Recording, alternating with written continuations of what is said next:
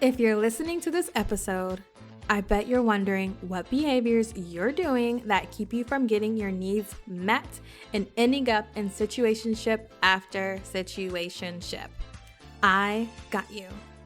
I've created a situationship quiz and I'm so excited about it. Take the quiz to discover more behaviors and more tips for navigating situationships, because I know you're in more than one right now. No judgment, boo-boo. I used to have 5 situationships at a time. Yes. So you're not alone. You can find the quiz at www.dontea.co/quiz. That's DONTEA.co/quiz. I'll drop it in the show notes as well. Okay, back to the episode.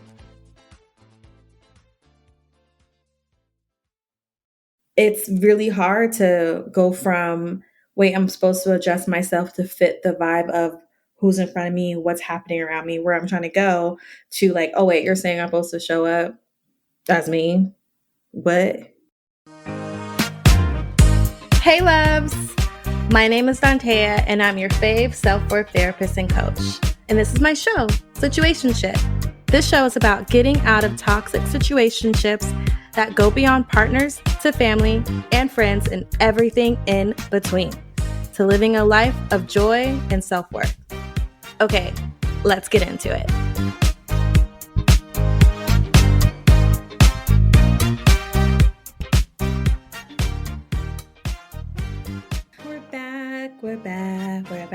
We're back. It's fall time. I'm so in love with fall. I love fall. Sometimes I wish I lived in a place that was fall year round.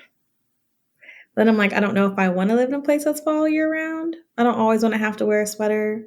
I don't always want to see orange, red, and yellow every day, right? Like, I love me a good fall foliage. Like, that is my life. That's my heart's dream. I don't know if I'd want to see the same thing every day, period. Right? Okay. So I really want to take my time with this episode. I feel like when I listen to past episodes, I'm like talking really fast. And I know I've said this before, so I'm gonna try to, slow it on down. So this episode, I want us to talk about, like, you're here with me. I want us to talk about like really embracing ourselves, right? Embracing ourselves so then we can let go as much as we can of the people-pleasing trap. I think embracing ourselves and people-pleasing goes hand in hand. And to jump into that, like I love to do, I want to define some things in real time. So let's look up, what does people-pleasing actually mean? Like, what is the actual definition? It was ready for me. I don't even feel like I finished typing that. So a people pleaser, this is according to medicalnewstoday.com, because a people pleaser personality means a person feels a strong urge to please others, even at their own expense. They may feel that their wants and needs do not matter or alter their personality around others. So, as a people pleaser, you feel like you just give on to others, even if it slowly kills you, right? And then it also means, according to this, it also means that you truly feel that your needs and wants do not matter, which I talk about that all the time on this show. Your needs and wants do matter. And also it can alter your personality. As a people pleaser, because I include myself here, we can alter our personality around others, right? Which we can, which makes us great actors. Okay. What's the other word? Like what the people say in theater? A thespian. It also makes us great thespians, right? I was like, it sounds like lesbian. It's not. Thespian. Okay. I was like, thespian, lesbian, thespian. So, yes, That's what people pleaser definition means. I was hoping it'd bring up like Oxford definition. I guess we're not doing that today. That's okay. So, based on that, being a people pleaser, it's another intoxicating toxic trait because somewhere along the line we've learned to, if I adjust my personality, if I become a chameleon,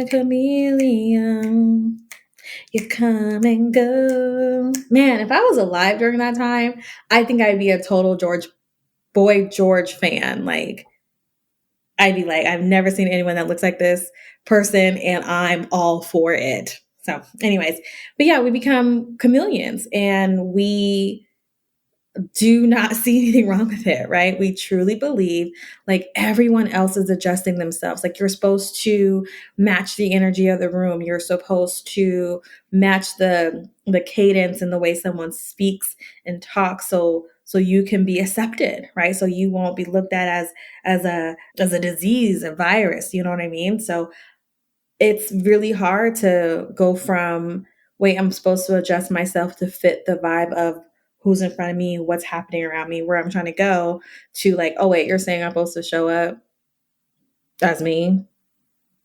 What? Like, where's me going to get me, right? Like, I hear it. Where is me going to get me? I hear it. So let's jump into that.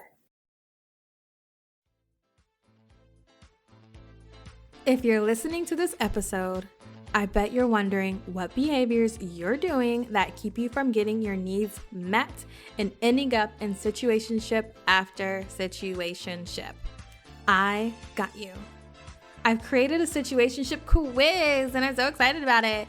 Take the quiz to discover more behaviors and more tips for navigating situationships, because I know you're in more than one right now. No judgment, boo-boo. I used to have 5 situationships at a time. Yes. So you're not alone. You can find the quiz at www.dontea.co/quiz. That's DONTEA.co/quiz. I'll drop it in the show notes as well. Okay, back to the episode.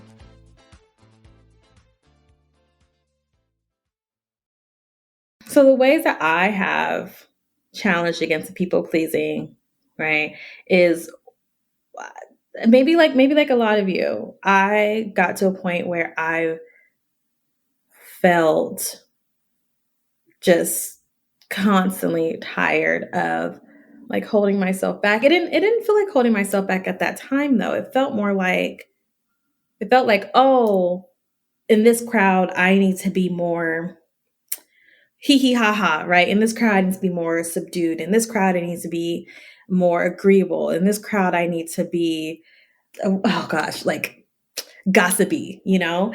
So I get that. I get that. And I think it was just for me, I was just like, dang, like I'm exhausted. I feel like I'm making mistakes all the time. I feel like people aren't really understanding me. Or people would say, like in grad school, I'll never forget this. Someone who I was in school with and we hung all the time, she like said to me, you ask a lot of questions about us, but we don't know anything about you. And I was like, what? Like, because to me, I feel like I share so much of myself. I feel like I didn't hold anything back. When I really sat and analyzed that, she was right. Because when I was in that circle with her and her other friend, I felt like the attention needed to be on them because I felt like I didn't have anything. I didn't feel like who I was at my core really aligned with what they talk about day to day. So instead of me just being me and being like, hey, I want to talk about why do you think clouds form the way they do versus all this man got on my nerves and I hate him and I hate my boyfriend and I cheated on him again, da, da, da, da. Like, since I wasn't about that kind of stuff, I felt like, well, let me just not talk about me because it doesn't fit here, even though I want to fit here. Let me just focus on them, right? Like it's even describing it, I feel like I'm not making sense, and I'm just going to trust that I make sense. Okay, so just constantly trying to appease the situation. And of course, what happens with all that, we just lose ourselves. Like, who are we? Who we be? You know, we're not sure. We're not sure. So on the journey to authenticity, right? Because that's the opposite. There goes people pleasing, and the opposite way to combat that is just being authentic. And of course, being authentic is like, okay, but what do I do now that people can see me and I'm allowing them to see me? And what if they don't like me? The short answer is they won't. And the other short answer is some of them will. The other short answer is those who like it are those who we want to keep in our lives, okay? However long they need to stay there. So let's define authenticity. So being authentic, I think, is just being in alignment with your values, your wants and your needs, right? Like your core values, which core values can change, okay? Core values can change. Current values as present day, how close are we in alignment to that? If we're walking in all the things, staying in alignment, that is being authentic. So me, authentically me is someone that likes to sing. Authentically me is someone that is funny, and I don't try to be funny. Like, it just comes out. Like, people just laugh, and I'm like, oh, it's funny. Or like, you. And I'm like, what did I say? Like, it's just how you said it. And I'm like, I don't hear it. You know, it's that. I'm very sensitive. Not as sensitive as I used to be. However, I'm very sensitive. I like to feel things, and I feel things. Authentically me is I love love. You know, lots of forms of love: friendship love, work love, career love, romantic love, family love, pet love, right? Like all that kind of stuff. Babies that aren't mine love, all kind of love, connection. So if that is me, if that is the authentic me, and I'm showing up in spaces where I'm trying to practice not being a people pleaser, I have to tell myself, like, it's okay that I'm not going to go in this room and go in this space and try to match the energy. Do I think there is something to be said about reading the room? You know, like if we're going to a wake, you know, like a funeral wake, a passing wake, and you go in there and you start doing karaoke when you bring your own sound system. No. I'm not saying show up as you all the time, no matter what the rules and regulations are. I'm like, because I'm thinking like, okay, well, I really love cocktails, and so I should just drive while drinking cocktails, like, because that's me. Okay, all right, well, you know. So what I'm saying is, how can you be you still within the realm of a sensitive space, right? How can you be you going to a birthday party?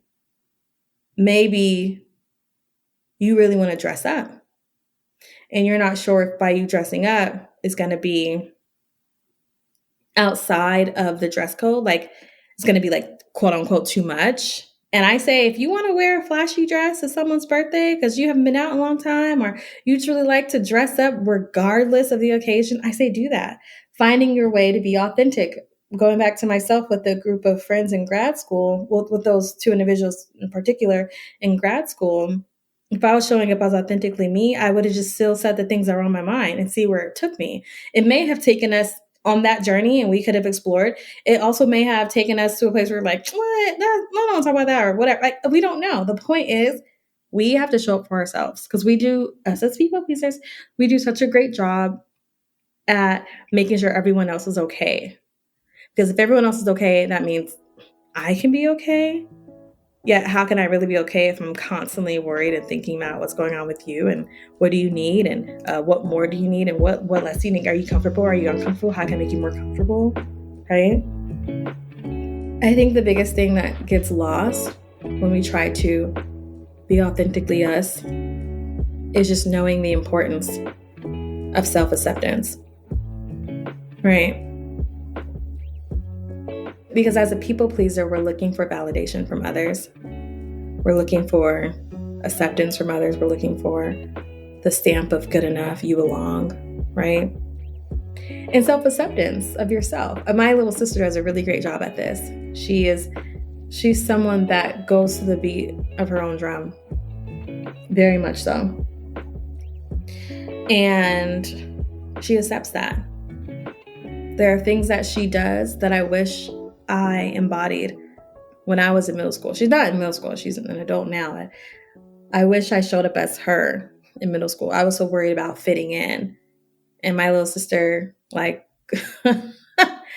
she did not care. And she found her people. And she has so many friends that are very similar to her. They are different from the supposed what's cool, what's trendy, what's hip norm. And I love that. And she loves who she is proudly. And when you really love who you are, then that pressure of, oh, I can't be me, will slowly decrease. So let's talk about some tips.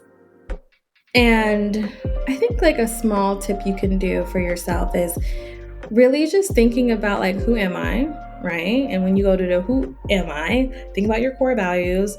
When you go to the who am I, think about how, I'll say this. In a coaching session I had with someone, they were talking about they show up differently when they're in a space with their friends versus when they're in a space of dating someone, right? One space is authentic, the other space is not. And so really, I think, getting clear, like, what is authentically you today, this week, this year? What is authentically you? How can you practice doing that more so, right? Doing that more so. It could be as small as like clothing. If you know that you feel like people say that women should wear skinny high heels because that's really sexy, but you're like myself and you're like, fuck that, I need chunky because I need some stability and I need to walk slow, then you're going to wear chunky heels because that's authentically you. You want to wear blonde hair all the time? People are like, oh my God, why do you wear blonde hair? Because you like it. That's all that matters. That's all that matters. That's all that matters. And accepting that, like, this is me. I like to wear black all the time. People say I should wear more color. Well, I like to wear black all the time. And I want to wear chunky heels. And I want to wear blonde hair. And that's just going to be me, right? Like, and knowing how good that feels, like noticing like how you feel when you're more in alignment with who you are and going after your own joy. And then the comfort of others comes second. Just let me know. Just sit and think about it. Sit and think about it. Let me know how it feels. Let me know how you're rocking with it. And I'm excited to hear from you. So here's to us, people pleasers, recovering people pleasers, as we try to figure out ways to not always put the comfort of others first, adjusting ourselves to the supposed rule vibe of the room, and still showing up as us. Because trust and believe, people who really want to know you, they want to know you, not who you are putting on to be, because we don't know if we'll be accepted, right? Reminder, people pleasers, others' emotions are not our responsibility. I know it's easier said than done. Trust me, I know. Others' emotions are not our responsibility. We're responsible for our own emotions and what we do with that. That's it. Okay? You got this. I believe in you.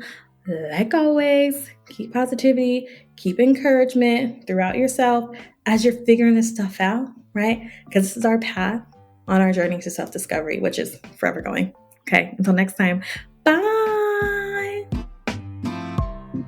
Thank you for listening to the show, loves. This show was produced by Mackenzie Mazzell and me, Dantea. If you got a question you'd like me to answer, which I know you do, please send it to dantea@soireesintherapy.com. That's SOIREES for soirees. When you do that, the answer might just become an episode, and I would love to keep talking about your question. Want to work with me? The link is in the show notes. I'll see you there, and I'll see you in the next episode. Okay.